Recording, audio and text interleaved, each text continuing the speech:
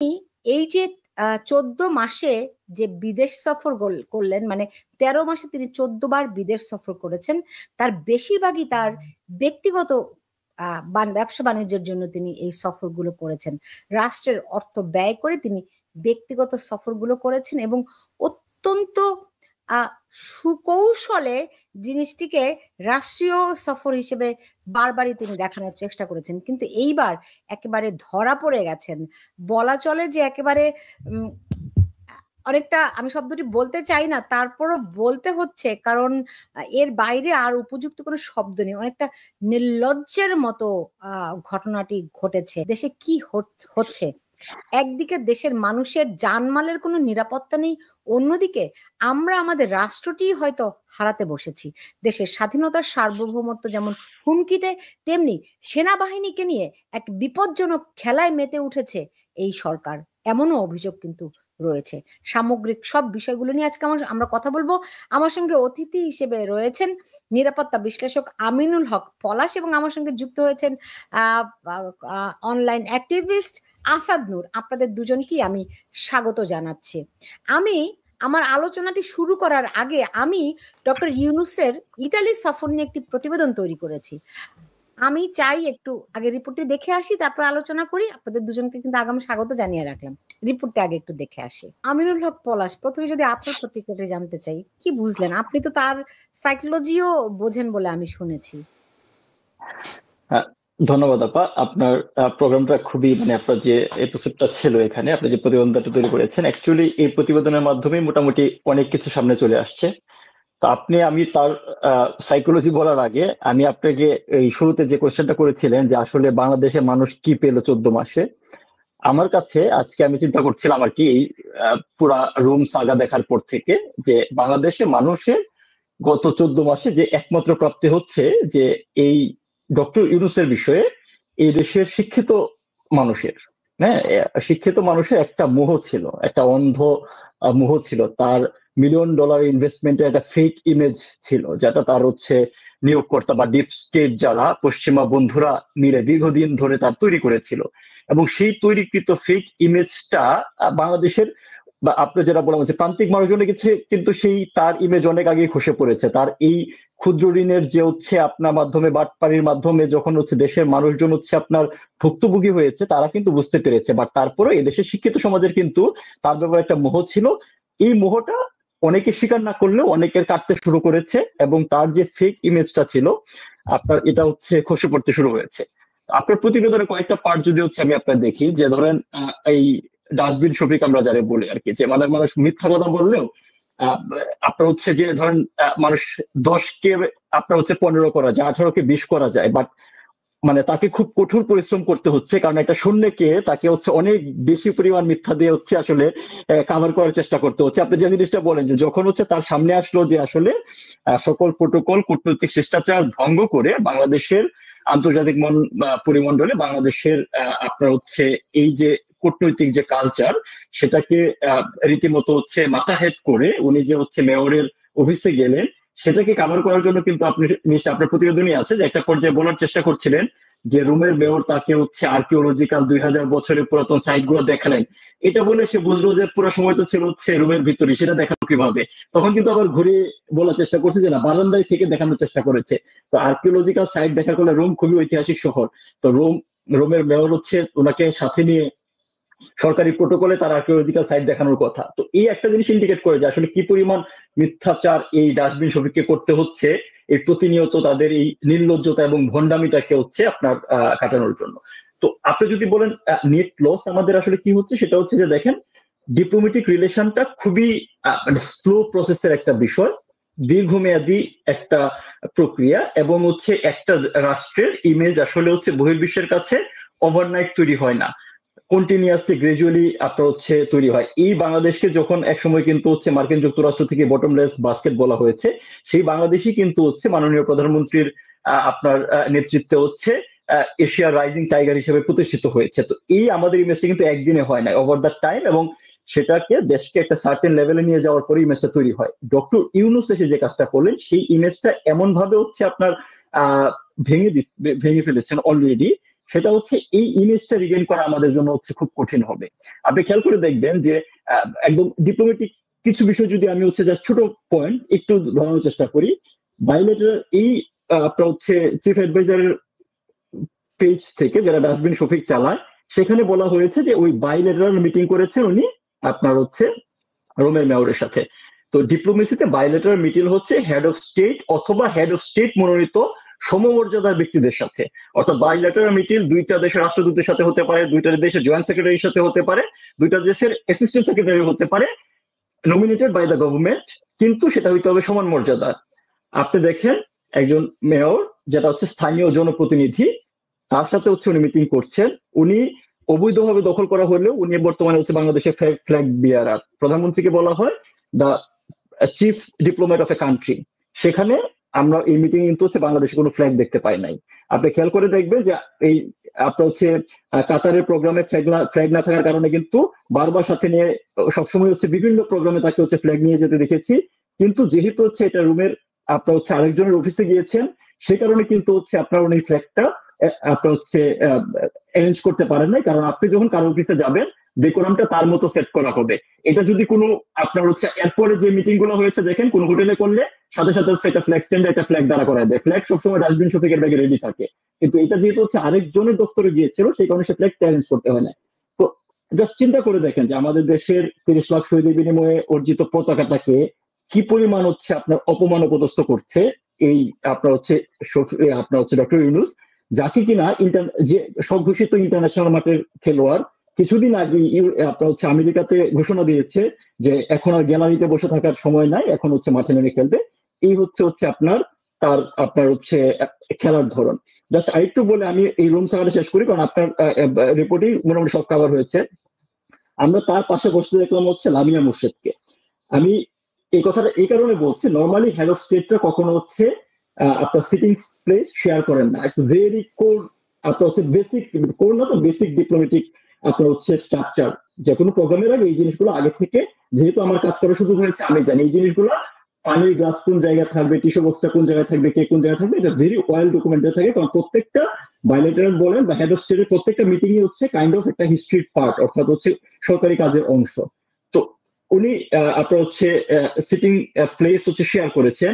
Number 2 সবচেয়ে গুরুত্বপূর্ণ ব্যাপার, লামিয়া মোর্শেদ এখানে আসলে হচ্ছে কোন ক্যাপাসিটিতে গিয়েছে। ধরেন আমি তর্কের খাতে ধরেই নিলাম তার পূর্ববর্তী বন্ধুর সাথে দেখা করতে গিয়েছেন রোমের মেয়র, স্থানীয় আপনার হচ্ছে প্রতিনিধি।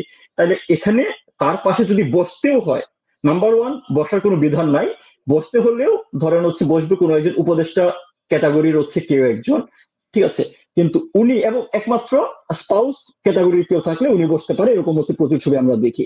আদার দেন দ্যাট, এই কথাটা আমার বলার কারণ হচ্ছে দেখেন যে সকল রীতিনীতি মানে একটা রাষ্ট্রীয় স্ট্রাকচারের আপনার ডিপ্লোমেসি বলেন, আপনার হচ্ছে স্টেটের বিভিন্ন অর্গান গুলা বলেন, ইচ্ছা মতো লোক তার মনে হয়েছে ফোন দেওয়া হচ্ছে আমরা একজনকে ডেকে এনে হচ্ছে আপনার বিডার চেয়ারম্যান করে দিয়েছে, তার সাথে দীর্ঘদিনের সহযোগী বা তার সাথে একই মামলায় আসামি ছিল বলে তাকে ধরে এনে উপদেষ্টা করে দিয়েছে। অর্থাৎ রাষ্ট্রের প্রতিটা অর্গানকে এমন ভাবে ধ্বংস করা হয়েছে যে জিনিসগুলো কিন্তু আপনি চাইলেও আর পরবর্তীতে রিগেন করা যাবে না। আপনি দেশের ইন্টারনাল স্ট্রাকচার হয়তো ঠিক করতে পারবেন, কিন্তু ইন্টারন্যাশনাল পরিমণ্ডলে আপনি যে ইমেজটা এস্টাবলিশ করে ফেলেছেন সেই ইমেজটা ফিরে আসা যাবে না। তো এই ক্ষতিটা ডক্টর ইউনূস হচ্ছে আমাদেরকে তার ব্যক্তিগত দুর্নীতি, আনুষঙ্গিক অনেক বিষয়, ব্যক্তিগত লাভ যেটা আপনার রিপোর্টে এসেছে যে তার ব্যক্তিগত ব্যবসা প্রতিষ্ঠান, এগুলো ধরেন হচ্ছে অবলোক করা যায়। একটা মানুষ তার সুযোগ পেয়েছে, সে এখান থেকে হচ্ছে ব্যক্তিগত কিছু বেনিফিট বের করার চেষ্টা করেছে।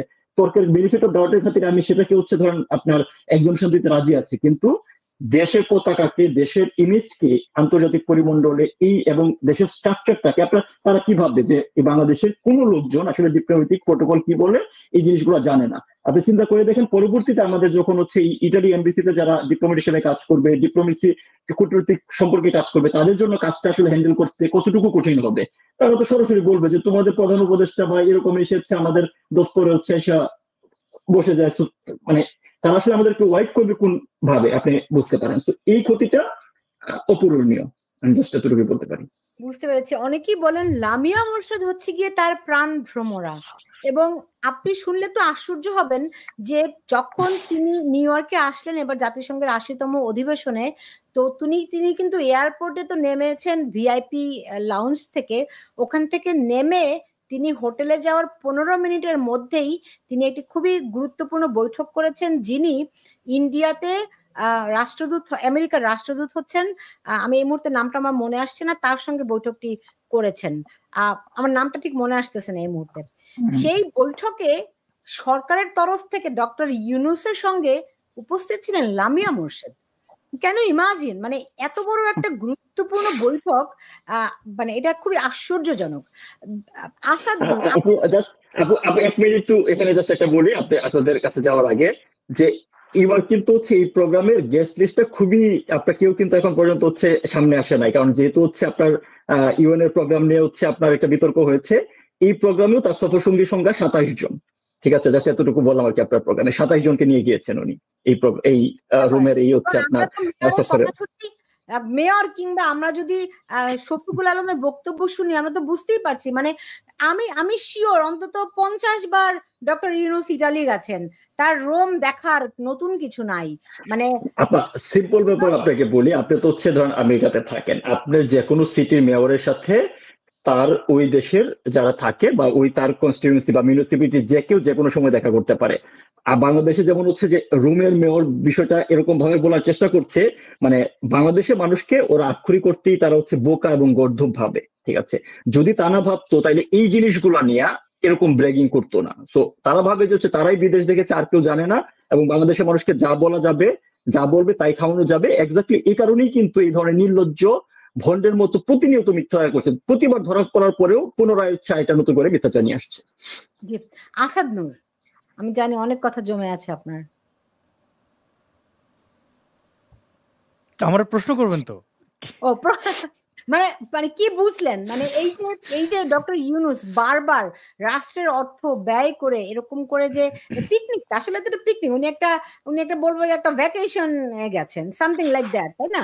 যে এইগুলি করছেন, কোনো জবাবদিহিতা নাই, কোনো প্রোটোকল নাই, আলটিমেটলি তো দেশের ভাবমূর্তি ক্ষুণ্ণ হচ্ছে। তো উনি এইটি করে, মানে যেটি বলছেন আমিনুল হক পলাশ, যেটি বলছেন যে আলটিমেটলি দেশের এবং দেশের পতাকাকে তারা অমর্যাদা করছে, আলটিমেটলি তারা কি ফায়দা পাচ্ছে এবং আসলে কি তারা মানুষকে বোকা ভাবছে? অনেক ধন্যবাদ। আমার আর তো পাল্টা আপনার কাছে প্রশ্ন, উনি কি কখনো বলছেন উনি দেশের ভাবমূর্তি উজ্জ্বল করতে আসছেন, বা পতাকা নিয়ে ওনার কোনো কিছু যায় আসে? উনি তো এই দায়িত্ব তো নেন নাই, উনি বরং ধ্বংস করতে আসছেন, এটা তো আমাদের বলছেন। জীবনে একবারই সুযোগ পাওয়া গেছে, এই সুযোগ আর আসবে না, দেশের খোল নলচে বদলে যদি কিছু করা যায়, এই একটাই সুযোগ এসেছে, উনি তো বলেছেন। হ্যাঁ, তো এখন দেখেন, আপনি এই যে রোমে দেখালেন আপনার প্রতিবেদনে, আর না, প্রতিবেদনটা দেখার পরে আমার এটা মনে হয় কি আওয়ামী লীগের আসলে একটু মানবিক হওয়া উচিত। মানে কেন এই যে চতুর্দিক থেকে বেচারারা ঘিরে ধরছে, এখন আমি দেখতেছিলাম এনসিপির একটা গ্রুপে ওরা আলোচনা করতেছে যে ইউনূসের এই সফর সফল কারণ ওইখানে সে ডিম খায় নাই। এখন সে তো আতঙ্কে, ডিম জুতা যদি তার উপরে পড়ে, এখন আপনি বলেন বেলকুনিতে থেকে দেখবে না তো কোথা থেকে দেখবে? হ্যাঁ, আপনি এই প্রশ্ন করতে পারেন, তো এটা তো মেয়রের ভিডিও কল দিলেই সে ওইখান থেকেই দেখে নিতে পারতো, ওইখানে যাওয়ার দরকার কি ছিল? আবার লামিয়া মুর্শেদ কেন গেল? এখন দিল তো বাচ্চা হেজি থোড়া কাচ্চা হেজি গেছে একজন সাথে, এটা নিয়ে সব জায়গায় ওনারা ধরেন না। আপনি আরেকটা জিনিস, ওই যে বললাম, আমি আওয়ামী লীগের অ্যাক্টিভিস্টদের বলবো যে একটু মানবিক হন। চিন্তা করেন শফিক এই যে শ্রমটা দিতেছে, আরো বয়স বিবেচনা করেন যে ডক্টর ইউনূস যতদিন বাঁচবে তার চেয়ে স্বাভাবিক মৃত্যু হলে শফিক বেশি দিন বাঁচবে, তার যে সারাটা জীবন গড়তে থাকতে হবে, তার এই স্যাক্রিফাইসটা একটু মূল্যায়ন করেন। মানে একটু তার একটু ক্ষমতা আছে, তার একটু ভোগ করতে দেন, একটু মানবিক হন। দেখেন এই জিনিসগুলো স্পষ্ট যে তারা মারাত্মক আতঙ্কে দেশে এবং দেশের বাইরে আছে। ইটালি সফর বা অন্যান্য সফরগুলোতে তাদের যে পরিমাণে, মানে শফিক যখন লন্ডনে উষ্টাটা খাইলো তখন তা বোঝা গেছে যে সে ভাবতেই পারেন এগুলো কি হইতেছে, মানে তার পুরো প্ল্যানের বাইরে যে মানুষ এইভাবে। ওরা তো প্রথমে ধরেই নিছিল আওয়ামী লীগ শেষ, 20 বছর 30 বছরে আওয়ামী লীগের আর কেউ আওয়ামী লীগের করবে না, ওদের মতো করে সবাই তাদের গান গাইবে। তো গান গাইতো, এখন যদি হিরো আলম ভাই আমাদের সবাই জাতিসঙ্গীত গায়, আমরা তো গাইবো না। তো ইউনূস আর হিরো আলম ভাইয়ের সাথে খুব একটা পার্থক্য আমি দেখি না। এবার রোমের সফর এবং অন্যান্য সফরগুলো থেকে এই জিনিসটা স্পষ্ট যে দেখেন তার ওখানে কোনো কাজ নাই, এখন সওদাগর মানুষ, সে গেছে তার শেষ সময় যদি কোনো ধান্দাবান্দা করা যায়। আবার দেখেন সে কিন্তু, আমি আজকে সকালেই খবর পেলাম যে তড়িঘড়ি করে বাংলাদেশে ফিরে আসছে। এটা কারণ কি? এবং সে বিভিন্ন দেশে যায়, তার সাথে কোনো আসলে তেমন কোনো ব্যক্তি দেখা করে না। আমরা এটা আগেও দেখেছি যে অনেক ঢাকঢোল পেটিয়ে এই শফিককে মিথ্যা বলতে হয়েছে। হ্যাঁ, যে অমুক দেশের প্রধানমন্ত্রী তমুক দেশে আছে। তো এই দুরবস্থা থেকে কাটানোর জন্য তাদের সর্বশেষ সেফ এক্সিটের যে গুঞ্জন বা অনেক কিছু হয়তো তিনি ঠিক করতে গেছেন, আমরা এটা জানি না। মানে জানি না কারণ জানবো কিছুদিন পরে জানবো। আপাত দৃষ্টিতে আমি একটা আলোচনার কথা আমি আপনাকে বলি। কয়েকদিন আগে আমি টরন্টো শহরে বেড়াতে গেছিলাম। তো সেখানে একজন বড় ব্যবসায়ী, তিনি একটা মানে ঘরোয়া পরিবেশে তার অনেক বন্ধু বান্ধবদের সাথে, মানে তিনি পেশাগতভাবে ইধার কামাল উধার করেন আর কি। আমি নামটাম কিছুই নিচ্ছি না। মানে বাংলাদেশ থেকে যারা বেগমপাড়া এখানে বাড়ি টাড়ি কেনেন, সেই সব ক্ষেত্রে তিনি খুব একটা সাহায্য করেন। খুবই প্রতিষ্ঠিত ব্যবসায়ী, এবং চাপা যে মারছেন এটা সত্য, কারণ তার আশেপাশে বন্ধুরাও ব্যাপারটা তার এই দৌরত্ব সম্পর্কে জানে। তো বলছে একটা একটা এসছে যে এই এনসিপির এক নেতা, আমাদের পরিচিত, এই নাম নিচ্ছি না, তো সে আরেকজনের মাধ্যমে ওইখানে বাড়ি কেনাবে। তো সে খুব এটাতে এনজয় করছে যে বাড়িটা সে কিনে দেবে। তো আমরা অনেকেই বললাম যে আপনার রুচি এত খারাপ হয়েছে, এরকম একটা এনসিপির ওরে বলছে ভাই এখানে তো রদ দেখা কলা বেচা দুইটাই হইতেছে। বলে কেমনে? যে আমি তো এখান থেকে ভালো প্রফিট করব। আরেকটা হচ্ছে যে আমি ওরে এমন জায়গায় বাড়ি, মানে যেখানে আশেপাশে বাঙালিই থাকবে, মানে যেন ও ঘর থেকে আর বেরোতে না পারে। আমি বললাম আপনি কেমনি শিওর বাঙালি থাকলে ঘর থেকে বেরোতে পারবে না কেমনে? তো মানে আরো কয়েকজনকে উদ্দেশ্য তিরস্কার করে বললেন যে দেখেন আমরা ব্যবসায়ী মানুষ, ও যে এনসিপির মানে যে ভায়া হয়ে আসছে, সে যে এনসিপির ওই ছেলেটার জন্য কিনতেছে, সে বুঝছে কেমনে? তাদের এই ডিলিংস এর মধ্যে, ডকুমেন্ট শেয়ারিং এর মধ্যে সে একটা জায়গায় পেয়ে গেছে যে আসলে বাড়িটা কে কিনতেছে।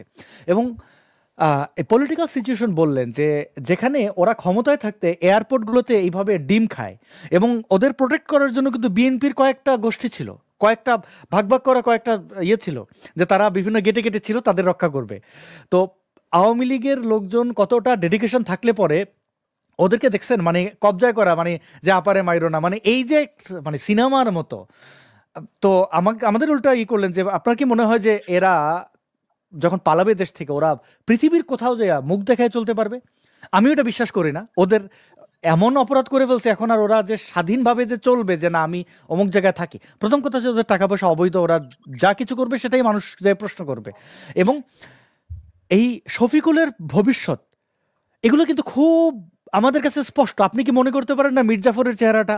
সুলতানাপা মানে মির্জাফর বলতে এই যে হায়াল্লাহ খালেদ, দেখেন আমি যখন প্রথম মির্জাফরের চেহারা দেখছি, আমার মির্জাফরের দেখে মনে হয়েছে এইটা কেমনি মির্জাফর, এটা তো দেখতে রাজার মতো লাগে, মানে তার বেশভূষা তো রাজার মতো লাগে। এইবার আমি মির্জাফর পাইছি, বিশ্বাস করেন এই হায়াল্লাহ খালেদের দেখলেই।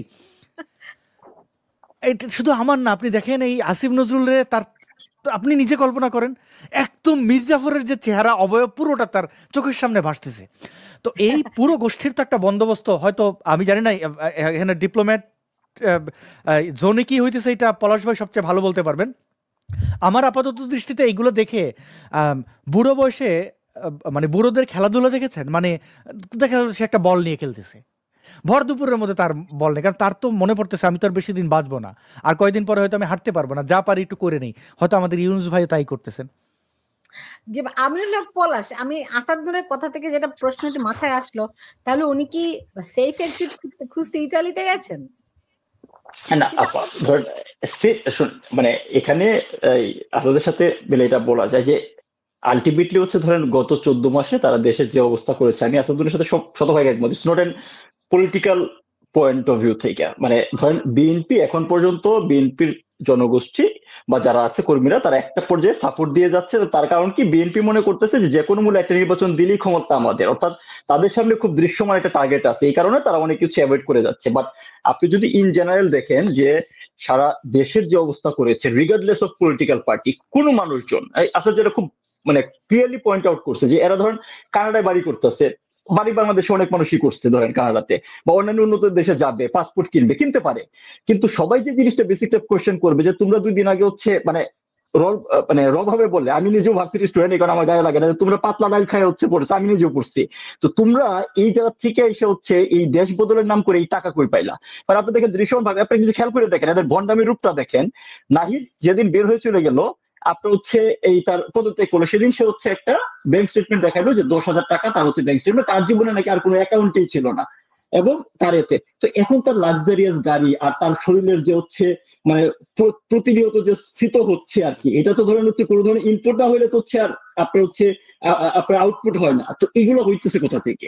তো তাদের যে এই ভণ্ডামি, এবং আপনার আপনার কি বলে এবং এবং এই ভন্ডামিটা আসলে করার সুযোগ পাইছে কেন, পুরোটাই কিন্তু ইন্টার কানেক্টেড। মানে ডক্টর ইউনূস যখন হচ্ছে এই ক্ষমতার চেয়ারে বসছে, ডক্টর ইউনূস নিজে জানে একটা মানুষকে সে নিজে সবচেয়ে ভালো জানে। তো ডক্টর ইউনূস নিজে জানে যে সে কি পরিমাণ ভণ্ড এবং কপট এবং প্রতারক, তার চোখে মুখে হচ্ছে মিথ্যা ছাড়া কিছু নাই। তো সে খুব ভালো করেই জানে যে আমার এই ভণ্ডামি তো আমার কাছে লোকজন সবার আগে বুঝবে, দেশের মানুষজন বোঝার আগে। তো এই যে হচ্ছে ছাত্র নামধারী যারা আছে এদের কেনার পরিমাণ ফেসিলিটেট করতে না পারলে, তাদের কেনার পরিমাণ টাকা পয়সা সুযোগ না দিলে এরা তো সবার আগে আমার কোশ্চেন করবে। এই যে দেখেন দুদিন পরে পরে কিন্তু এরা প্রত্যেকেই মানে বলা যায় যে অনেকটা কোয়েদিমু সিন্ড্রোমে ভুগে, অমুক উপদেশে এই করতেছে, সেই উপদেশে এই করতেছে, অমুক সেফটি যাচ্ছে। তারা এই কাজগুলো কেন করে? তার করে কারণ হচ্ছে যে যখনই তাদের এই আপনার হচ্ছে লাভ ক্ষতি বা ভাগ বাটোয়ারা নিয়ে একটু কোশ্চেন দেখা দেয়, তখনই কিন্তু তাদের আপনি দেখবেন যে একজন আরেকজনকে মৃদু স্বরে একটা বকে দেওয়া, একটু হুমকি দেওয়ার হচ্ছে টেন্ডেন্সি আছে। তো এই যে পোলাপান ছেলেগুলো হচ্ছে আপনার এই আন্দোলনে এসে ক্ষমতার চেয়ারটাকে দখল করলো, এরাও যে নষ্ট হয়েছে এটা সুপিরিয়র রেসপন্সিবিলিটি কিন্তু ডক্টর ইউনূসের। কারণ তার নিজে জানে সে কেমন, এবং সেই পোলাপান গুলাকে ছেলেগুলাকে ইচ্ছাকৃত ভাবে হচ্ছে আপনার অপমান মানে এই দুর্নীতি করতে দিচ্ছে, শত শত কোটি টাকার হচ্ছে মারিং কাটিং করার সুযোগ দিচ্ছে, এবং দেশ যেন তার পয়েন্ট হচ্ছে কোশ্চেনে না থাকে। এখন সেফটি তারা মানে সেফটিক্সের ব্যাপারটা কি, ধরেন মানুষজন হচ্ছে দেশ থেকে আপনার হচ্ছে ডক্টর ইউনূস একজন নোবেল লরিয়েট, এখনো সারা দুনিয়া মানুষজন পাত্তা না দিলেও এদের কাছে তো টাকা আছে। তো টাকা দিলে ওই টাকা লোভে, যেটা আসাদ বললো যে ব্যবসায়ীরা তো তারা এটা ক্যাশ করবে, যে 100 কোটি টাকা কামাইছে সে সেফটি এক্সিট কিভাবে এনশিওর করবে? সে বলবে যে ভাই 100 কোটি টাকার বাজে তুই 80 কোটি নিয়ে যা, আমার 20 কোটি টাকা দিলেই হবে। তো 20 কোটি টাকা দিয়ে একটা মানুষের জীবন তো চলবে, রাইট? দুনিয়ার যে কোনো দেশে চলবে। তো তারা তো সেফটি এক্সিট এনশিওর করবে এইভাবে, কিন্তু মানুষের ঘৃণা থেকে তো আসলে এক্সিট নেওয়ার কোনো উপায় নাই। মানে ধরেন এটা সামনে না পাইলে হচ্ছে সোশ্যাল মিডিয়াতে গোলামে এই যে রাসেল বললো মির্জাফরকে তো মানুষজন এখনো ঘৃণা করে, এরকম মানে নজরুলের আসিফ নজরুলের মতো মাঠ মারে দেখলে উদাহরণ হিসেবে মির্জাফর আসে। তো এদেরকে তো ধরেন হচ্ছে এরকম ঘৃণ্য দেশদ্রোহী হিসাবে হচ্ছে মানুষজন এই চেহারাগুলো আমাদের সামনে আসবে। তো এই ঘৃণা থেকে তাদের কোনো ধরনের হচ্ছে এক্সিট নাই, এটা এটা এটা নিশ্চিত। আর যে ধরনের আলাপ করছে কারণ হচ্ছে যে তারা আসলে হচ্ছে এত জিনিসগুলো নিয়ে হচ্ছে একসাথে খেলার চেষ্টা করছে।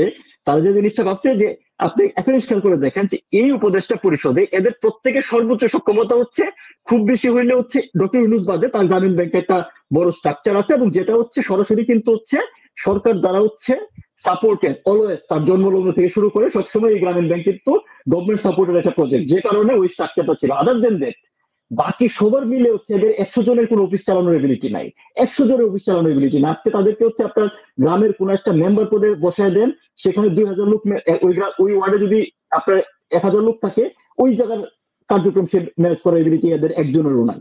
তো এরা হচ্ছে আপনার দেশ দখল করে নিচ্ছে। এদের প্রত্যেকের কাছে মনে হয়েছে যে ডক্টর ইউনূস মনে করছে যে আমার যে গ্রামীণ নামধারী প্রতিষ্ঠান আছে সেখানে আমি যা বলবো তাই আইন। আদিলুর রহমান মনে করতেছে আমার অধিকারের এমপ্লয়ি হচ্ছে 5 জন, আমাকে তো সারাদিন স্যার বলে, তার মানে আমি আজকে যেহেতু হচ্ছে দেশের উপদেষ্টা হয়ে গেছি, দেশের 17 কোটি, তো আমরা স্যার ছাড়া আর কিছু বলার কোনো সুযোগ নাই। আসিফ নজরুল সারা জীবন পোলাপান ঢাকা ভার্সিটিতে পড়ায় আসছে, সুন্দর সুন্দর কথা বলছে, সত্য মিথ্যে বেলা সবাই আহাউ করছে যে স্যার কত ভালো মানুষ। সে তো চিন্তা করছে যে সব জায়গায় তো আমি এই শিক্ষকের মর্যাদাই পাবো। তো এই চ্যাপ্টারতে বসার পরে এই চ্যাপ্টারতে আসলে কতটুকু হচ্ছে মানে দেশ চালানো বা রাষ্ট্র চালানো, রাষ্ট্র প্রত্যেকটা এলিমেন্টকে ডট কানেক্ট করে যে কতটা কঠিন, এটা তো বুঝেও নাই। না বুঝে এরা কিন্তু আসলে বিভিন্ন জায়গায় প্রচুর পরিমাণে, একটা তো হচ্ছে নিজেদের ব্যক্তিগত লাভ নিশ্চিত করা, কিন্তু দেশের ইন্টারনাল স্ট্রাকচারে আপনি মিলিটারি বলেন, আপনি আজকে আর্মি বলেন, জুডিশিয়ারি বলেন, প্রত্যেকটা স্ট্রাকচারে এরা এই পরিমাণ হচ্ছে কেওয়াস তৈরি করেছে। তারা দেখবেন যে আমি যখন চিন্তা করি আসলে কোনো ধরেন আন্দোলন ছাড়াই, আমি আপনি যেটা বলেন যে ডক্টর ইউনূসকে আমি মাইন্ড করতে পারি, আমি যতটুকু আমার কাছে মনে হয় ওয়ান ভেরি ফাইন মর্নিং আমরা দেখবো যে ডক্টর ইউনূস দেশে নাই। এটা হওয়ার সম্ভাবনা 90%। মানে এটা কোনো ধরনের আন্দোলন কোনো কিছু হচ্ছে এটার কারণে না, just one very fine morning Lamia মুর্শিদ সহ আরো কয়েকজন যার ঐতিহাসিক ভাবে তার সাথে সবসঙ্গী হওয়ার আপনার হচ্ছে অধিকার অর্জন করছে, যেভাবেই হোক না কেন সেটা তাদেরকে নিয়ে আসে হচ্ছে জাস্ট আপনার হয়ে যাবে। এরপরে বাকি যারা আছে কি আছে না আছে এটা চিন্তা করবে না। ইভেন আমি আপনাকে বলি জাস্ট ইন্টারনাল ব্যাপারটা একটু শেয়ার করি, যে তাকে কিন্তু বলা হয়েছিল যে এই প্রোগ্রামটা রাষ্ট্রের মানে তার দপ্তরের লোকজন, তার দপ্তর মিস বলতে হচ্ছে তার যে আশেপাশে লোকজন কিন্তু বলেছিল যে এই সময়ে যেহেতু হচ্ছে মিলিটারির সাথে একটা হচ্ছে আপনার টেন্টেটিভ হচ্ছে টাসেল চলতেছে, এই সময় আপনার যাওয়াটা কি ঠিক হবে? উনি বলছে তোমরা ঝামেলা লাগাও, তোমরা ঝামেলা লাগাইছো, তোমরা সামলা, এটা আমার দেখার বিষয় না, এটা তারা বুঝো। একদম literary this was the answer. So মানে এই জায়গা থেকে ধরেন হচ্ছে যে ওয়ান ভেরিফাইড ফাইন মর্নিং সেটা চলে যাবে, তাতে কি হবে? তাতে যে জিনিসটা হবে যেটা মানে আমার সবচেয়ে বড় সংখ্যার জায়গা, দেশকে যে পরিমাণ কেওয়াজের ভিতরে রেখে যাচ্ছে দেশে আলটিমেটলি হচ্ছে মানে মানুষজন কিন্তু বাংলাদেশের সাধারণ মানুষজন, পুরো দেশের মানুষজনই কিন্তু আপনার হচ্ছে খুব দ্রুততম সময়ে হচ্ছে আপনার কোনো ধরনের হচ্ছে গণ আন্দোলনে নামে না। তো আলটিমেটলি ধরেন হচ্ছে যে মানুষজন এই কেওয়াসটাকে দেশের সাধারণ মানুষজন কিভাবে কমবেট করবে, সেখানে রিগার্ডলেস অফ পার্টি, পলিটিক্যাল পার্টিগুলো কিভাবে রুল করবে, সেটা খুবই মানে ধরেন খুবই আশঙ্কার ব্যাপার। মানে একটা কেওয়াসে ফেলায় ইউনুস জাস্ট ভাগবে। জি, আমার না একটা জিনিস খুবই জানতে ইচ্ছা করছে, ডক্টর ইউনুস তিনি তার বয়স হয়েছেন, তিনি প্রায় 90-এর কাছাকাছি তার বয়স। আসাদ নূর, প্রশ্নটি আপনাকে করছি, হ্যাঁ, পরে আবার বলেন না প্রশ্ন করেন। আহ, আহ, তার বয়স প্রায় 90-এর কাছাকাছি, তাই তো? এখন তা বলা হয় তার একটি গাড়ি নাই, তার একটি ফ্ল্যাট নাই, তার একটি বাড়ি নাই, তার ব্যাংকে কোনো টাকা নেই, তার কিছুই নাই। তিনি শুধু দিতেই এসেছেন, কিছু নিতে আসেননি। তার বয়সও তো নাই নেয়ার মতো। কিন্তু আমরা জানি যে ইউরোপের মধ্যে ইটালিতে ডক্টর ইউনুসের সবচেয়ে বড় এবং সবচেয়ে প্রধান এবং দীর্ঘদিনের পুরনো ব্যবসা কেন্দ্র তার ইটালিতে। কিন্তু সেখানে গ্রামীণ সেন্টার এবং গ্রামীণ ব্যাংক দুটি ভিন্ন নামে, গ্রামীণ ফাউন্ডেশন দুটি ভিন্ন নামে কিন্তু তার ব্যবসায়িক প্রতিষ্ঠান, সেটি খুবই পুরনো। আপনি দেখেছেন যে নূরজাহান বেগম তার বোর্ড অফ ট্রাস্টিতেও সেখানে রয়েছে এখনো। তিনি এই যে এখনো তার ব্যবসায়িক প্রসার ঘটাচ্ছেন, আলটিমেটলি তিনি কি অ্যাচিভ করতে চান? অর্থ, বৃত্ত, সম্মান, সুনাম, না কি অ্যাচিভ করতে চান? বুড়ো হয়েছে তো কম হয়েছে, ঢেকে তো স্বর্গে গেলেও ধান বাঁধে। তো আপনি একটু গ্রাম পর্যায়ের আপামর চিন্তা করেন, যারা সুধী মহাজনকে না মানে লোকাল দাদন দেয় যারা কৃষকদের, হ্যাঁ, তাদের একটা বৈশিষ্ট্য দেখবেন, তারা কিন্তু তাদের ধন সম্পত্তির পরিমাণ কাউরে বলে না। আপনি তার কাছে যাবেন যে আমার তো এইবার আমি ধান হইলে ধানের সিজন আমি এত % তোমার দিয়ে দেবো, আমার কিছু ক্যাশ টাকা দাও। সে বলবে দেখো আমার ঘরে ভাত নাই, তো নাই, অনেক মোড়ামুড়ি করে আপনারে অল্প কটা টাকা বাইর করে দেবে, চড়া সুদ নেবে। তো এইটা তার স্বভাবজাত আচরণ, সে দেখাবে না তার কিছু আছে, বলবে আমার কিছু নাই। কিন্তু এই বুড়ো হয়ে গেল, তার এখনো চাই চাই চাই। অবশ্য আমার তার মনে হয় তার যে পুরো, সে একটা লুপের মধ্যে আটকে গেছে। মানে তাকে যারা তৈরি করছে তারা তার যোগ্যতার কারণে অথবা ব্যর্থতার কারণে তার এটা অনেক সময় লাগছে তার এই জায়গায় আসতে। মানে সে হয়তো ব্যর্থ যে উদ্দেশ্যে তাকে তৈরি করা হয়েছে আর কি। হ্যাঁ, তো দেখেন এখন আসছে শেষ বয়সে এবং তার পারফরমেন্স দেখতে পারছেন। মানে আমি তো ইউনুসকে থ্যাঙ্কস দেই যে তার জায়গায় আর যদি কোনো মানে আসিফ নজরুল তার জায়গায় বসে পড়তো, তাহলে কিন্তু আমাদের 12টা দেশের জনগণের বাজাইয়া দিত। মানে সে খারাপ, কিন্তু তার খারাপের যে পারফরমেন্স সেটা অত হাই না, লো। যে কারণে ওই যে দেখেন না, সে পলাশ ভাই একটা ঠিক কথা বলছে, সে কিন্তু আশেপাশে ওই সার্জিস বললেন, হাসনাত বললেন, কাউরে উদ্ধার করবে না। তাদের সবাই বলবে তোমার ইয়ানফসি দোয়া ইউনুস পড়ো, এইটা ফ্রিতে দেওয়া যায়, ওইটা দিয়ে দেবে। এর বাইরে কাউরে কিছু উনি দেবেন না।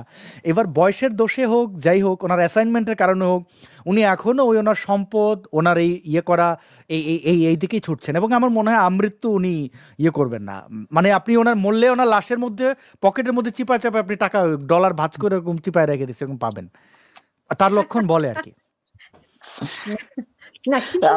আমি এনে একটু সাপ্লিমেন্ট করি। মানে এই কথাগুলো ধরেন হচ্ছে যে আমরা হাইসোরাই দিই, তো এখানে কিছু জিনিস এইগুলো এই কারণে তারা বলে। আপনি একটা খেয়াল করবেন যে তাকে যে বলা হয় যে তার সম্পদ নাই, এই কথাটা কতটুকু মানে মিথ্যা, যেটা হচ্ছে শফিক বলে সেটা আমি একটু বলি।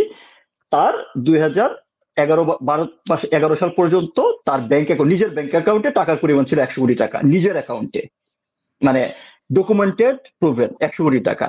তো তখন তার মনে হইলো যে 100 কোটি টাকা হইলে কিন্তু হচ্ছে আপনার টাকার অ্যামাউন্ট যত বাড়তে থাকে তখন কিন্তু ট্যাক্সের পরিমাণ, সারচার্জের পরিমাণ অনেক বেড়ে যায়। আপনার যখন হচ্ছে নর্মালি যে হয় যে আপনার 3 লাখ টাকা পর্যন্ত হচ্ছে আপনার ধরেন হচ্ছে শূন্য ট্যাক্স, তারপরে হচ্ছে পরবর্তী 1 লাখের জন্য হচ্ছে 10%, তারপরে 15%, তারপরে 25%, অ্যামাউন্টটা যদি 100 কোটি ক্রস করে সেটার হচ্ছে সারচার্জের পরিমাণ অনেক বেড়ে যায়। দেখা যাবে যে হচ্ছে আপনি প্রতি বছর আসলে যা মেক করবেন, যেটা আপনার হচ্ছে উন্নত দেশে যেটা হয় আর কি, তার থেকে বেশি হচ্ছে আপনার ট্যাক্সে চলে যাবে। তো তখন তার মনে হলো যে এই টাকা যদি আমার কাছে রেখে দিই তাহলে তো আমার ট্যাক্সে সরকার, রাষ্ট্র তো টাকা নিয়ে যাবে, এই কাজ তো করা যাবে না। কারণ এই আসাদ যেটা বললো, সুদীদের ব্যবসায় তো লোক তো সে টাকা কাউকে দিবে না, সে টাকা যেমন পারে সে নিজের কাছে রাখবে।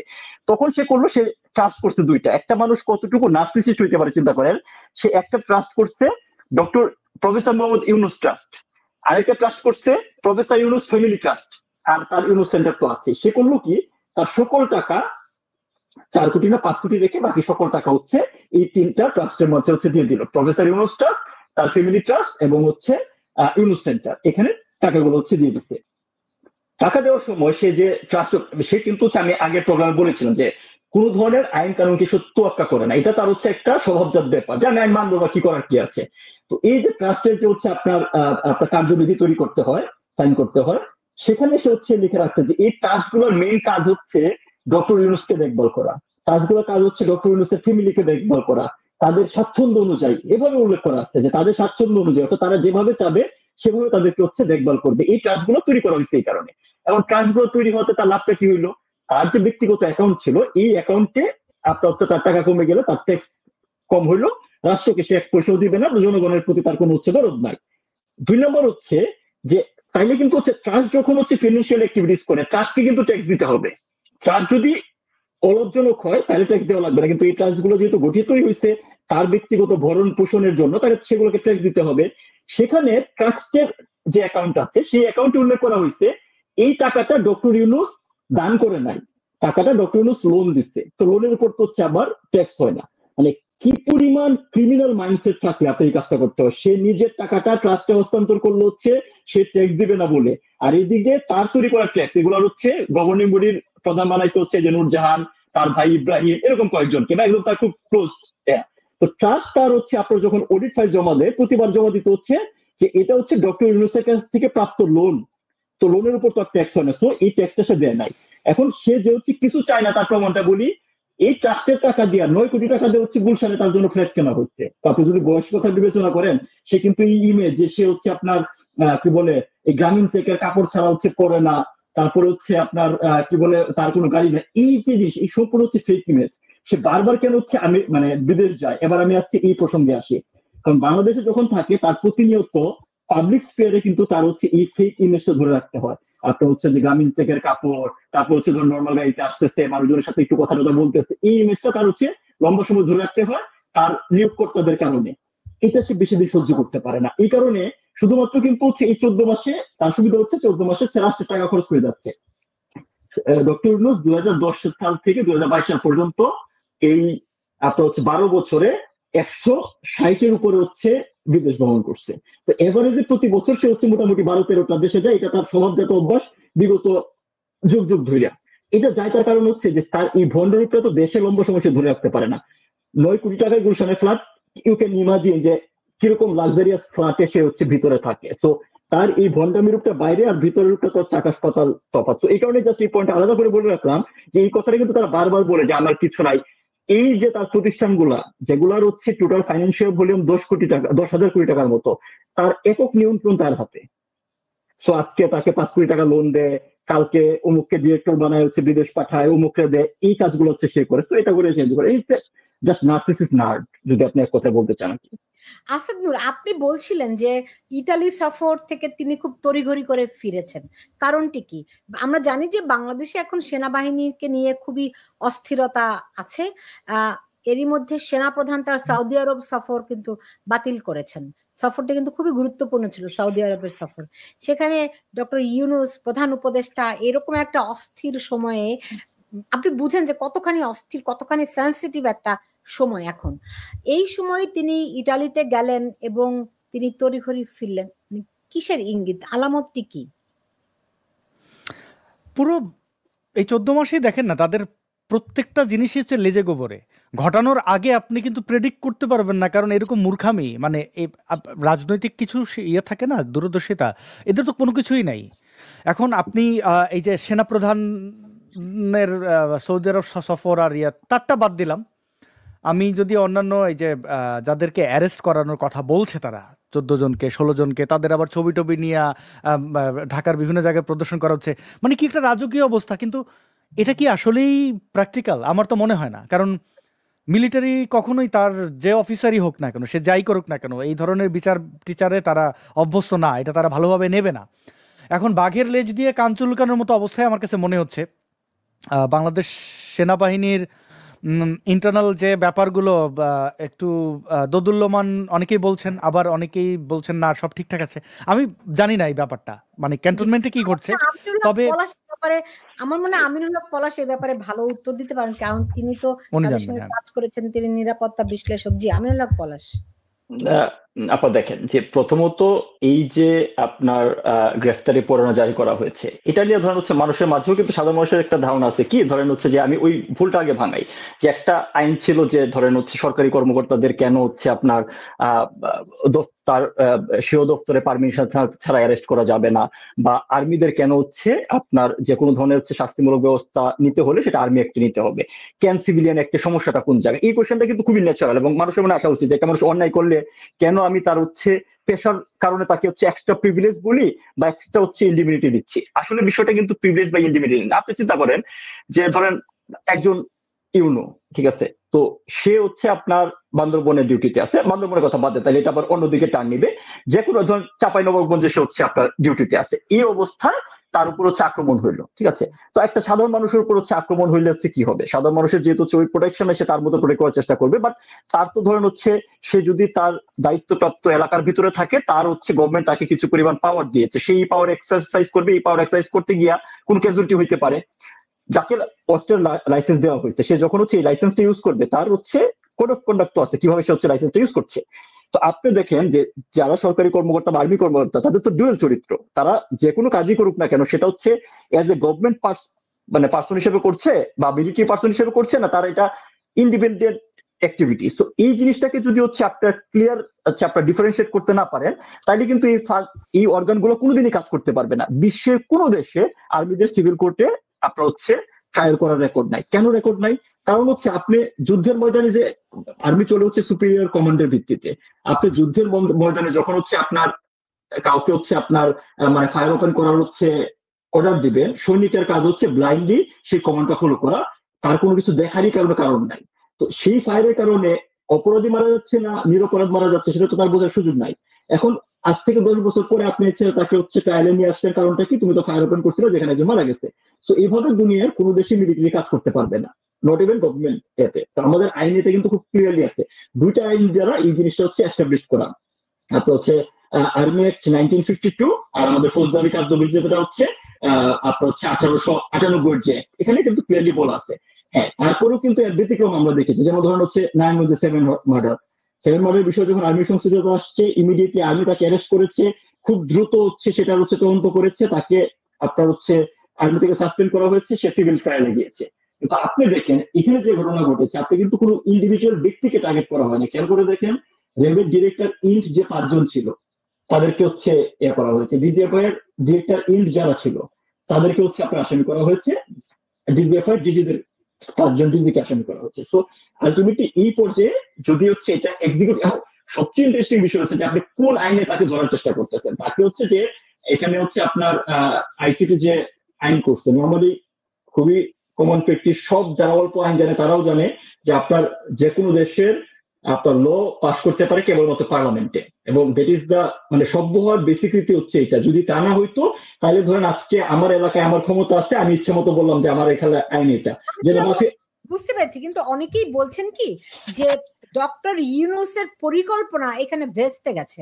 এখানে তিনি যেই পরিকল্পনা করেছিলেন আসলে, যেমন ক্যান্টনমেন্টে যেহেতু সাবজেল ঘোষণা করা হয়েছে, এর মধ্য দিয়ে তার যেই পরিকল্পনা ছিল সেটি আসলে বাতিল হয়ে গেছে। আমি আসছি আপু ওই জায়গায়, কারণ ওই জিনিসগুলো একটু ক্লিয়ার করে আমি যা শর্ট করবো। তো ধরেন হচ্ছে যে আপনার এখানে যে অ্যাক্ট মানে আপনার মাফিয়া তন্ত্র কায়েম করার জন্য যা যা এলিমেন্ট তৈরি হয় সেগুলোই কিন্তু হচ্ছে, তারা ইচ্ছা মতো হচ্ছে প্রজ্ঞাপঞ্জা দিয়ে আইন জারি করতে মানে আইন চেঞ্জ করতেছে। এই যে আইসিটি একটা সেটাও কিন্তু অলরেডি 3 বার সংশোধন করা হয়েছে, এবং লাস্ট সংশোধন হয়েছে 6 অক্টোবর, যেখানে বলা হয়েছে যে এই চার্জ গঠিত হওয়া মাত্রই হচ্ছে এদের চাকরি থাকবে না। তো আপনি চিন্তা করে দেখেন যে আপনার সরকারি কর্মকর্তা বলেন, সামরিক কর্মকর্তা বলেন, তাদেরকে একটা সিভিলিয়ান কোর্টে চার্জ গঠন করার মাধ্যমে আপনি তাদেরকে চাকরিচ্যুত করতেছেন। আসলে এটা একটা পেন্ডোরার বক্স তারা ওপেন করছে। এখন আপনি যে জিনিসটা বললেন যে হচ্ছে যে ইউনূসের পরিকল্পনা ভেস্তে গেছে, আমার মনে হয় না যে এটার মেইন প্লেয়ার হিসেবে ইউনূস আছে, তার মাথায় এত বুদ্ধি নাই, ঠিক আছে। সে তার না কেন বলছি না, সে চাপের মধ্যে না, সেটা কেন করতেছে দেখেন, এখানে শুধুমাত্র ধরেন হচ্ছে যে আপনার পলিটিক্যাল ইস্যুকে নিয়ে আপনার হচ্ছে টার্গেট করে হচ্ছে কাউকে সাজা দেওয়ার বিষয় চেষ্টা করা হচ্ছে, বিষয়টা মোটেও এরকম না। কিন্তু আপনার মিলিটারিতে কি হচ্ছে আপনার উগ্রপন্থীদের আপনার হচ্ছে বিস্তার না, মিলিটারিতে একটা বড় অংশের মাঝে হচ্ছে আপনার মৌলবাদী চিন্তা চেতনা আছে। হ্যাঁ, এবং তারা তো ধরেন হচ্ছে আপনি প্রসিকিউটর তাজুল ইসলামের বক্তব্য শুনেছেন, সেখানে তাজুল ইসলাম বলেছেন যে একজনকে গুলি করেছে, তার আগুন ধরে গেছে। ওই তো হচ্ছে যেরকম হচ্ছে আপনার হচ্ছে রম্য রচনা করতেছে, এটা তো বললাম না যে সকল এলিমেন্টে তারা হচ্ছে মকারিতে পরিণত করেছে। এই তাজুলই তো বলছিল যে হচ্ছে মাননীয় প্রধানমন্ত্রী গিয়ে হচ্ছে no treatment no release order দিয়েছে, সেটা আবার কোর্টেও সে বলেছে। এখন কেউ যদি ধরেন এরকম মূর্খের মতো আলোচনা করে এটা এস্টাবলিশ করতে চায়, আপনি এটা সেটাকে তো থামানো কঠিন, কিন্তু আপনাকে সার্বিক বিষয়টা কোন দিকে যাচ্ছে এটা বুঝতে হবে। এখানে এটা শুধুমাত্র ইউনুসের গেম প্ল্যান না, এটা বেসিক্যালি হচ্ছে আসলে জামাতের গেম প্ল্যান। সোফার আই আন্ডারস্ট্যান্ড জামাত এবং হচ্ছে মৌলবাদীদের গেম প্ল্যান, আপনাকে বুঝতে হবে এটা। এবং সাধারণ মানুষ কিন্তু এখনো বুঝে নাই। তার কারণটা হচ্ছে আপনি এই পলিটিক্যাল কানেক্টিভিটি সূত্র ধরে এই কিছু মানুষকে ভিক্টিমাইজ করার চেষ্টা করতেছেন। আপনি ধরে নিচ্ছেন যে এদের সাথে যেহেতু হচ্ছে পলিটিক্যাল একটা টাচ আছে, এটা রিটেলিয়েশনটা কম হবে। সেম জিনিস কিন্তু 5ই আগস্টে পরে হয়েছে। আপনি দেখছেন যে হচ্ছে মব হয়ে যা হোক না কেন, শুধুমাত্র মানুষজন মনে করছে হচ্ছে সাধারণ মানুষজন একটা সার্টেন টাইম পর্যন্ত মনে করেছে টার্গেট শুধুমাত্র আওয়ামী লীগের। আজকে কিন্তু সারা দেশের 18 কোটি মানুষের বিপদের উপরে আছে। তো মিলিটারির ক্ষেত্রে কিন্তু সেম কাজ। এটা যদি তারা হজম করতে পারতো, পরের লেয়ারে আরো লোকজন নিয়ে আসতো। এবং তারা কোন জায়গায় করবে, তারা আপনার হচ্ছে গোলাম আজমের ছেলে আজমিকে হচ্ছে তারা আধ্যাত্মিক নেতাতে পরিণত করতে চায়, এবং এটা এক্সিকিউট করতে পারলে এক্স্যাক্টলি সেটাই হবে। তারা 2 দিন পরে হচ্ছে ইরানের রেভলিউশনারি গার্ডের মতো তারা হচ্ছে ইসলামিক রেজিস্ট্যান্ট আর্মি তৈরি করবে। এক্স্যাক্টলি কিন্তু সেই দিকে যাচ্ছে। আপনি মেজর জিয়া কোথায় আছে জানেন? মেজর জিয়া যে হচ্ছে 3টা আপনার হচ্ছে আপনার ইয়াতে জুলহাসনের হত্যাকাণ্ড, তারপর হচ্ছে অভিজিৎ রায় হত্যাকাণ্ড, এবং হচ্ছে আপনার জাগৃতি প্রকাশনের ইয়ার দীপন, রাইট? সো ওনার হত্যাকাণ্ডে, সেই হত্যাকাণ্ডের সাজাপ্রাপ্ত সে এখন থাকে হচ্ছে বনানী ডিওটিসে। সে প্রতিদিন হচ্ছে মিটিং করে হচ্ছে আপনার গুম কমিশনে গিয়ে। গুম কমিশনের যে বিচারপতি মনিরুল ইসলাম, সে হচ্ছে মেজর জিয়ার হচ্ছে মামা। এই যে নাবিলা ইদ্রিস সুন্দর সুন্দর ফেসবুক পোস্ট দেয়, সে হচ্ছে তার কাজিন। তারা বসে প্ল্যান করতেছে যে এখানে কোন কোন অফিসারকে আসলে হচ্ছে ট্রায়ালে আনা হবে। এই 15 জন বা 24 জন যাদের আনা হয়েছে, তার শুরু হইলে এরপর হচ্ছে আরো 50 জনের লিস্ট আছে। এবং they will not stop here. তারা এই মিলিটারি ধরার পরে একই কায়দায় ধরে পুলিশদের ধরবে। সো আলটিমেটলি এটা এমন একটা পেন্ডোরা বক্স, আপনাকে জাস্ট হচ্ছে চার্জ গঠন করবে, রিগার্ডলেস অফ হচ্ছে আপনার পলিটিক্যাল এফিলিয়েশন। আপনি আপনার পদে থাকতে পারবেন, আপনাকে চায়না চলে যাচ্ছেন। তো বেসিক্যালি তারা আসলে হচ্ছে this is the high time তাদের জন্য। আপনি খেয়াল করে দেখবেন যে সেনাপ্রধানের বক্তব্যের সুর, গড়ার সুর কিন্তু ক্রমশ নেমে আসতেছে। তাকে কিন্তু আমরা মাঝখানে একবার হুঙ্কার দিতে দেখছিলাম যে নো ব্লাডি করিডোর। ওনার কাছ থেকেও কিন্তু ইম্পসিবিলেশনের কথা শোনা গেছে। সেই ভয়েস কিন্তু হচ্ছে খুব লো, এখন আর ইম্পসিবিলেশনের কথা বলেন। এবং গত কিছুদিন ধরে তাকে আর দেখাই যায় না। যে সেনাপ্রধান কিছু হইতে না হইতে হচ্ছে আপনার সবাইকে ডেকে এনে হচ্ছে দরবার করতো। লাস্ট আপনি দেখেন গত কিছুদিন ধরে কিন্তু তার কোনো দরবারের কাহিনী আমরা শুনতে পাচ্ছি না। তো আলটিমেটলি হচ্ছে এটাকে মিলিটারিটাকে হচ্ছে আপনার মৌলবাদীকরণ করার যে পুরো প্রক্রিয়া এই পর্যায়ে বর্তমানে আছে। এবং এটা আপনার কাভারেজ দিচ্ছে হচ্ছে গুম বা এই কথাগুলো বলে, but that is the front. ব্যাকএন্ডে হচ্ছে এই জিনিস।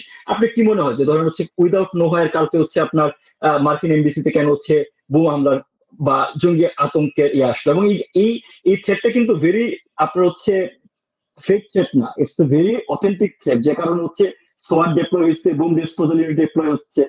এবং তাহলে তো আপনার সম্ভবত কোশ্চেন আসতে পারে যে হচ্ছে এই সরকার তো আসলে হচ্ছে মানে মার্কিনীদের দ্বারা নিয়ন্ত্রিত। এখন মার্কিনীদের দ্বারা তো হচ্ছে আপনার সিরিয়ার যে প্রেসিডেন্ট আল সারা, সেও তো হচ্ছে ধরেন কিছুদিন আগ পর্যন্ত সে হচ্ছে আল কায়দার নেতা হিসাবে তার মাথার দাম ছিল হচ্ছে $20 মিলিয়ন।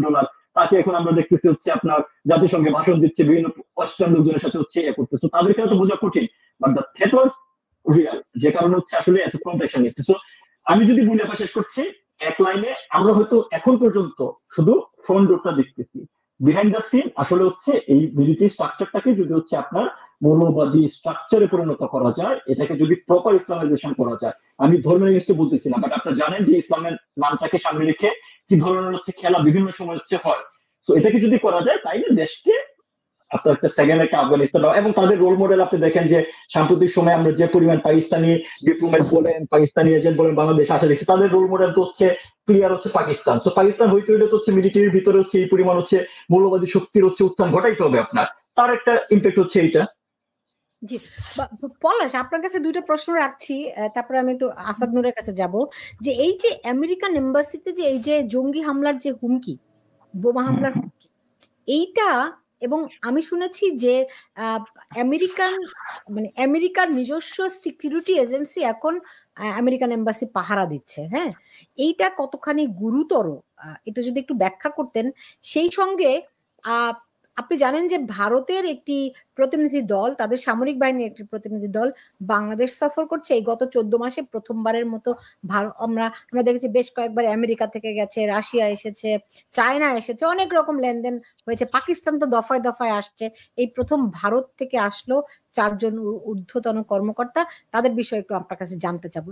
আসাদ নূর, এই যে জঙ্গি হামলার যেই ভয় ভীতি, এইটা কি আবার নতুন করে ফিরে এসছে? তাই তো। আপনি হাটে মাঠে ঘাটে দেখছেন না, প্রতিনিয়ত তো হামলা হচ্ছে, প্রতিনিয়তই হচ্ছে আমাদের চারপাশে, কিন্তু এত বেশি হচ্ছে যেটা আমাদের অনেকের কাছে মনে হচ্ছে এটা অনেকটা নর্মাল। আপনি দেখেন বাইতুল মুকাররমের সামনে থেকে বলছে স্টেডিয়াম সরাইতে হবে, ওখানে নাচ গান হয়। স্কুলে গানের শিক্ষক থাকবে কিনা? না, কোনো প্রতিবাদ নাই, প্রতিবাদ নাই। গানের শিক্ষক হবে কিনা সেটা নিয়ে এই যে জঙ্গিরা এসে চিৎকার করছে। হারুন ইজার, আমি মানে ইউনুস ক্ষমতা এসে তারে মানে গার্ড অফ অনার দিয়ে যেখানে জঙ্গি এই রহমানিরে বাইর করা হয়, হ্যাঁ, এবং জেলখানা ভেঙে দিয়ে জঙ্গি বাইর করে দেওয়া, এখানে আর জঙ্গি মানে এটা তো চলতেছে। দেখেন ইউনুস যে ট্রেনটা মিস করছে, এই যে এখন ইটালি যায়, অমুক জায়গায় অমুক জায়গায় যায়, তার এই যাওয়াগুলো যৌক্তিক। হয়তো ওইখানে নিরো কেমনে বাঁশি বাজায় সব পুড়ে গেল, ওইটা শিখতে গেছে। কারণ হচ্ছে সে প্রথম যে ভুলটা করছে আওয়ামী লীগকে রাজনীতি থেকে সরানোর যে চিন্তা, তারা ভাবছিল যে আচ্ছা আওয়ামী লীগ কেউ চায় না, একদম উড়াই ফেলছে। এই যে আওয়ামী লীগ নিষিদ্ধ করা, মানে তারা বলে না যদিও, মানে এমন এক হ্যাডাম রাষ্ট্রের নিষিদ্ধ করছে, এটাও খোলাখুলি ঝেড়ে কাটতে পারে না যে বলো আওয়ামী লীগ নিষিদ্ধ, ওইটা বলতে পারে না, যে সাময়িক পজ যখন তখন চলে আসবে। এই জিনিসটা করে এখন তারা উভয় সংকটে পড়ছে। এই যে ধরেন মিলিটারির, এই যে পলাশ ভাই বললেন, এগুলোর কারণ হচ্ছে যে মানুষ অস্থির হয়ে গেলে সে তার একটা পথ তৈরি করতে চায়। জামাত কিন্তু আর কেউ না জানলো বিএনপি, আমি বিএনপিকে রাজনীতিতে ছাগলের 3 নম্বর বাচ্চাই মনে করি, এরা ওলান খুঁজে পায় না। তার নেতা ওই এখনো সে বসে আছে। মানে আমি তার জায়গায় অন্য কাউকে, যে কাউকে কল্পনা করলে দেখতাম যে শেখ হাসিনার পতনের পরের দিন সে চলে আসতো। আচ্ছা, সে এখনো আসার সাহস করে না। তার অনেক, এখন এই দলটা আওয়ামী লীগের কাছ থেকে ওরকম ডলা খায় নাই। জামাত কিন্তু জানে যে মাইটটা কতটুকু খাইতে হবে, ওরা খুব ভালো করে জানে। এই জন্য ওরা সর্বোচ্চ দিয়ে চেষ্টা করতেছে যেন কোনোভাবে কোনো কিছু মিস না হয়। আপনি দেখেন এই যে চুমু বাবা শফিক, ওই জামাতের আমির, আদতে আপনি দেখেন সে কি বক্তব্য দেয়। আর ওই যে লোকটা, ওর নাম কি, আমার নাম মনে থাকে না, মোহাম্মদ তাহের, ইয়েস, সেকেন্ড যেটা, ওর বুদ্ধিতেই কিন্তু, ইয়েস, ওর বুদ্ধিতেই কিন্তু দেখেন অনেক কিছু চলতেছে। মানে তারা, এবং যেহেতু ওই একই ইউনুস এবং তারা ওই একই কাছাকাছি বৃহত্তর চট্টগ্রাম, তাদের ইউনুসের সাথে কিন্তু সবচেয়ে মানে গভীরে যে যোগাযোগ ইয়েটা করে তাহের করে।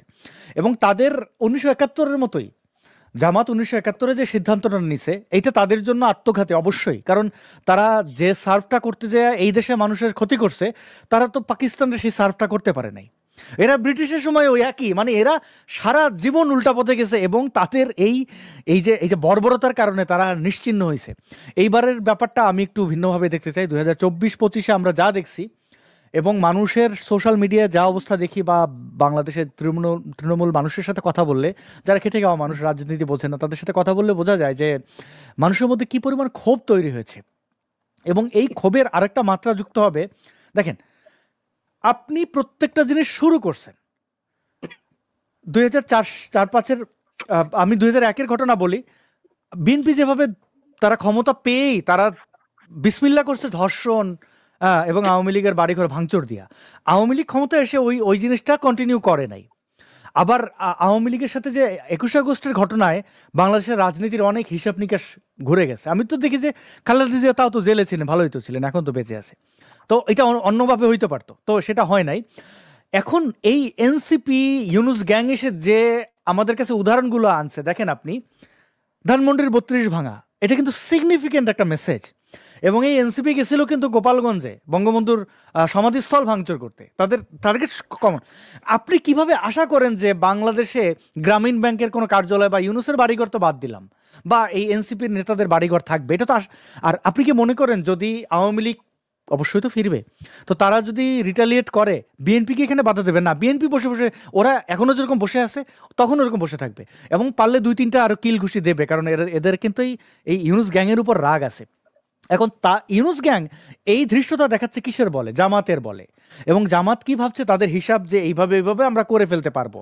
আওয়ামী লীগকে যেভাবে মানুষ একদম মিছিল টিছিল করে তারা অনেক কিছু, তারা যে গুজবগুলো ছড়াইছে যে বঙ্গবন্ধু হত্যার পরে ঘরে ঘরে মানে মিষ্টি বিতরণ হয়েছে, এই যে গুজবগুলো, এগুলো তো তারা তাদের সন্তানদের ফিট করছে।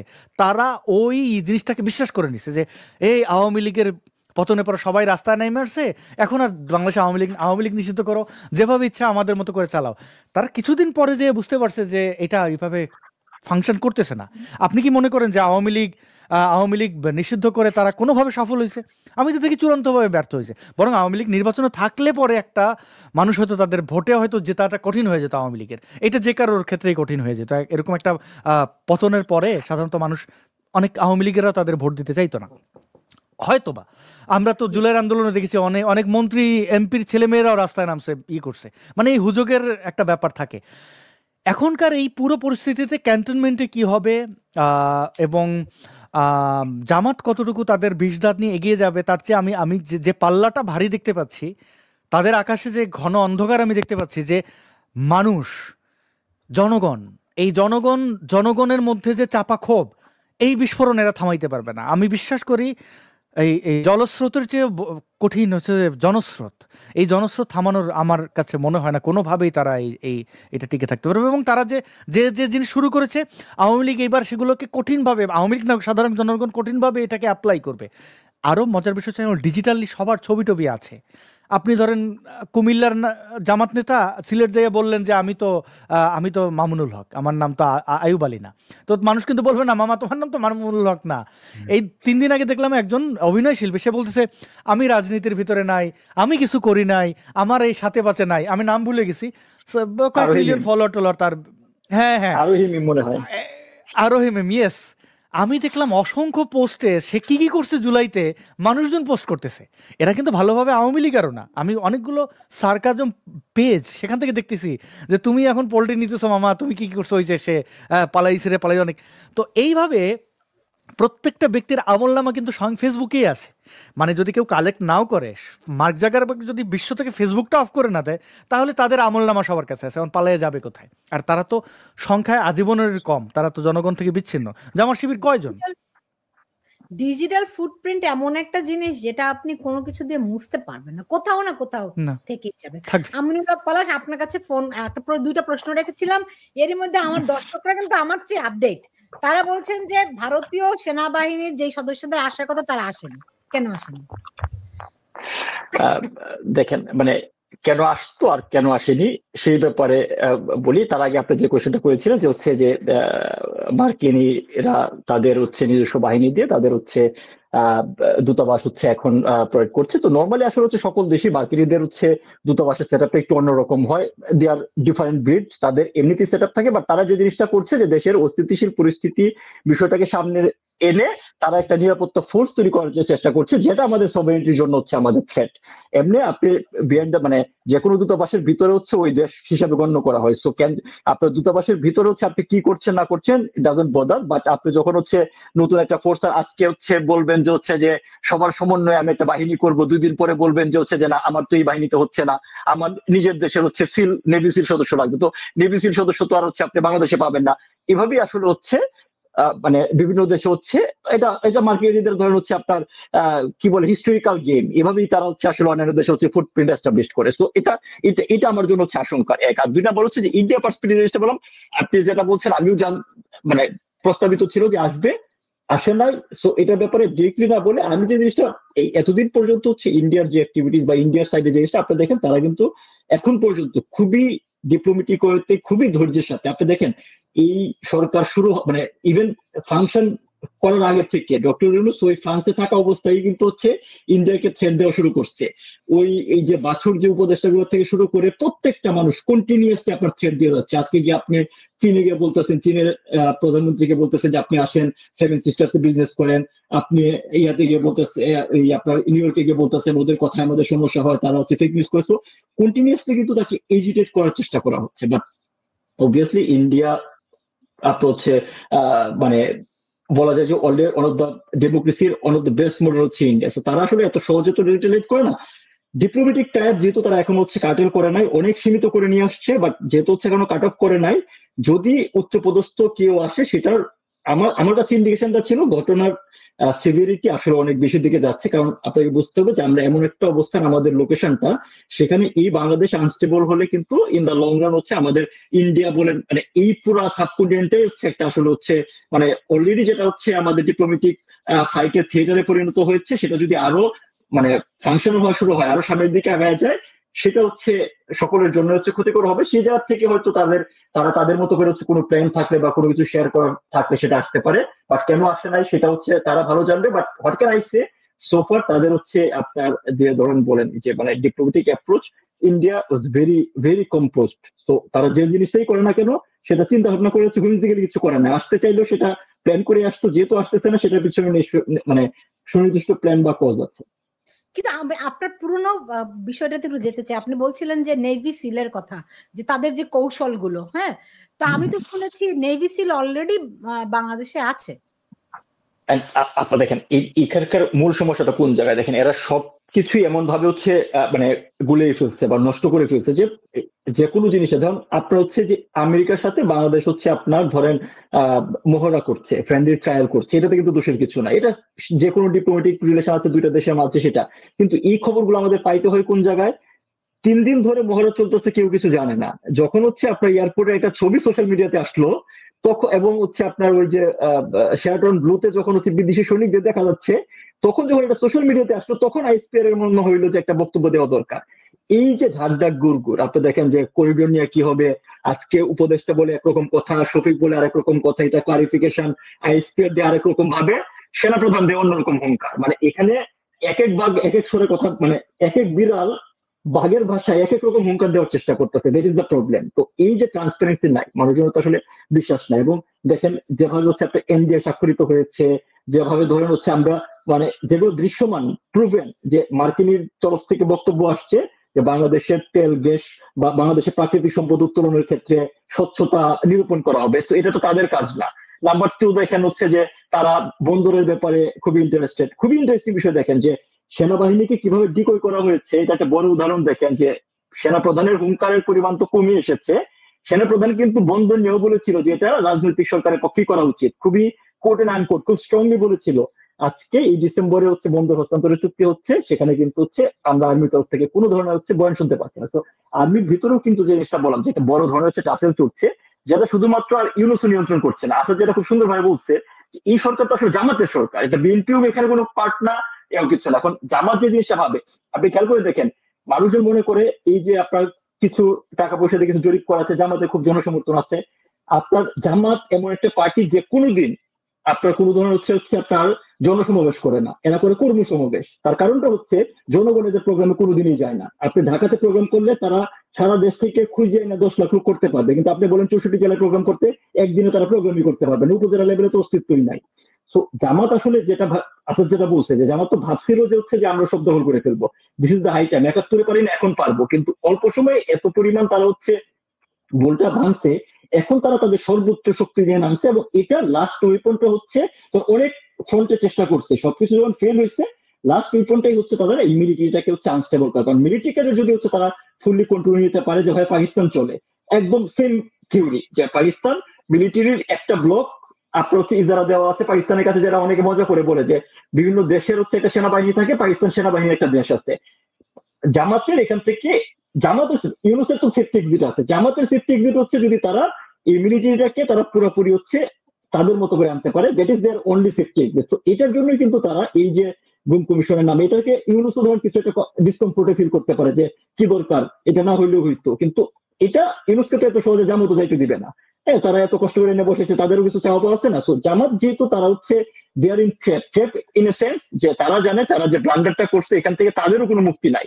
একমাত্র মুক্তি ওই 16 ডিসেম্বর 2071 যা হয়েছিল, তখন তো তাদের মাফ করে দেওয়া হয়েছিল, এবার আর সাধারণ মানুষ তাদের মাফ করবে না। তো এই কারণে তারা ক্ষমতাটা আসলে হচ্ছে ইলংগেট করতে চায়। ইলংগেট করার একমাত্র উপায় কোনোদিনই ভোট না, যা আমাদের জন্য কখনোই তাই ছিল না। সেটা যদি তারা মিলিটারিকে টাকা অনবোর্ড করতে পারে, তাইলে সেটা হয়তো তারা সেই এক্সিটটা নিশ্চিত করতে পারবে। বুঝতে পেরেছি। তারপর এখন অনেক কিছু দেখার, জানার, বোঝার আমার মনে হয় বাকি আছে। হয়তো সামনের দিনগুলোতে সেই বিষয়গুলো আরো স্পষ্ট হয়ে উঠবে। আমিনুল হক পলাশ এবং আসাদ নূর, আপনাদের দুজনকে অনেক ধন্যবাদ জানাচ্ছি আমার সঙ্গে আজকে যুক্ত হওয়ার জন্য। আসাদ নূর কি শেষ কিছু বলতে চেয়েছিলেন নাকি? না, আমি তেমন কিছু বলবো না। আমি ভালো করে জানি ব্যক্তিগতভাবে ডক্টর মোহাম্মদ ইউনূস কোনোভাবেই ধার্মিক নন। তো উনি ঈদের নামাজ একবার পড়তে যেয়ে যে তালগোল পাকিয়ে ফেলছিলেন, এখন আমার মনে হয় যে ওনার দোয়া ইউনূসটা মুখস্থ করা উচিত, মানে ওনার কাজে লাগবে। ইসলামিস্টদের বলয়ের মধ্যে আছেন তো, দোয়া ইউনূস ওনার কাজে লাগবে, ওনার এটা মুখস্থ করা উচিত। জি, এটা তো এটুকুই বলা। মুসলমানরা ছোটবেলা থেকে মুখস্থ রাখে, নিশ্চিত তারও আছে। না না, আমি আমি ইউনূসের কথা বলছি, ইউনূসের। সে তো ধার্মিক না, সে নামাজই ভুলে গেছে আর দোয়া ইউনূস, মানে তার এটা মুখস্থ করা উচিত, কারণ সে কিন্তু ইসলামিস্টদের বলয়ের মধ্যেই আছে। তার বাঁচার কিন্তু দোয়া ইউনূস ছাড়া আর উপায় দেখি না। জি, জি। আসাদ নূর এবং আমিনুল হক পলাশ, আপনাদের দুজনকে অনেক ধন্যবাদ জানাচ্ছি আমার সঙ্গে আজকে যুক্ত হওয়ার জন্য। আপনারা ভালো থাকুন।